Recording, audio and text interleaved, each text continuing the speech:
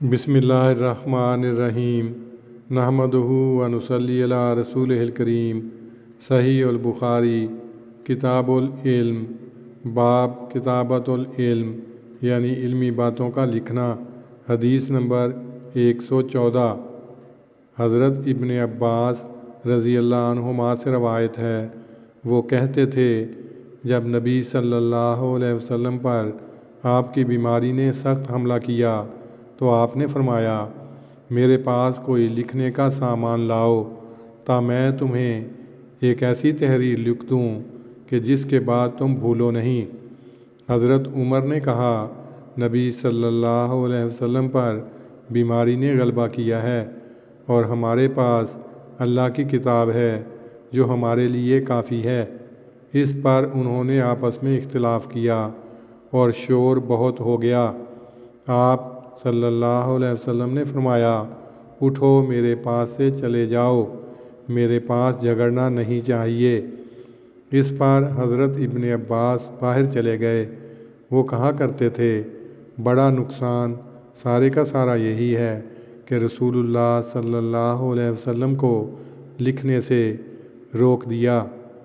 اس حدیث کی تشریح میں لکھا ہے کہ آپ یعنی حضرت امام بخاری نے روایت نمبر 114 لا کر یہ امر واضح کر دیا ہے کہ آخری وقت میں بھی حضرت صلی اللہ علیہ وسلم کو اس بات کی فکر رہی، لا تضلوا بعدہ، کہ کہیں تم بھول نہ جاؤ تحریر لکھ دوں۔ ضلال کے معنی بھولنا، بھول کر راہ سے بے راہ ہو جانا۔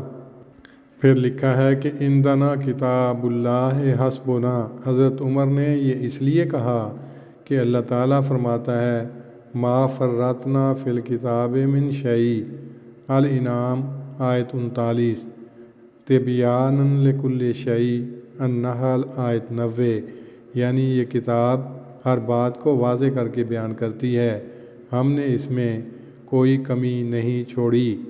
پھر لکھا ہے کہ بعض لوگ جن کے جذبات حضرت عمر کی طرح رقیق تھے، انہوں نے کہا کہ ایسے وقت میں تکلیف نہیں دینی چاہیے، اور بعض نے کہا کہ حکم کی تعمیل کرنی چاہیے، مگر حضرت صلی اللہ علیہ وسلم نے ان کو چلے جانے کا حکم دیا اور فرمایا کہ میرے پاس شور نہ کرو۔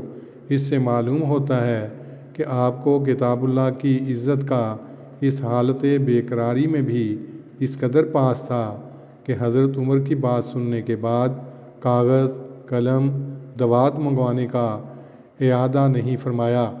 جیسا کہ بخاری کی دوسری روایتوں سے معلوم ہوگا کہ آپ اس واقعے کے بعد بھی چند روز زندہ رہے اور اس دن کچھ اور وصیتیں بھی کی ہیں، مگر اس خیال کا اعادہ نہیں فرمایا۔ ایسا معلوم ہوتا ہے کہ جن احکام کے لکھوانے کی ضرورت سمجھی تھی وہ کتاب اللہ میں موجود تھے، گویا کہ قرآن مجید سے چمٹے رہنے کی تاکید فرمانا چاہتے تھے، اور آپ نے حضرت عمر کی تائید کی اور خاموش رہے۔ یہ وہ ادب ہے جس کی پرواہ نام نہاد علماء کو نہیں ہوتی۔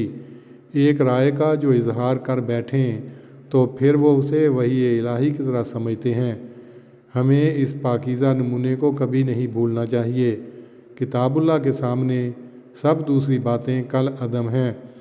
امام بخاری رحمۃ اللہ علیہ نے یہاں 30واں ادب حفاظت علم کے متعلق سکھلایا اور حفاظت حدیث کے تاریخی اسباب پر روشنی ڈالی ہے۔ اللہم صلی علی محمد وعلی آل محمد کما صلیت علی ابراہیم وعلی آل ابراہیم انک حمید مجید۔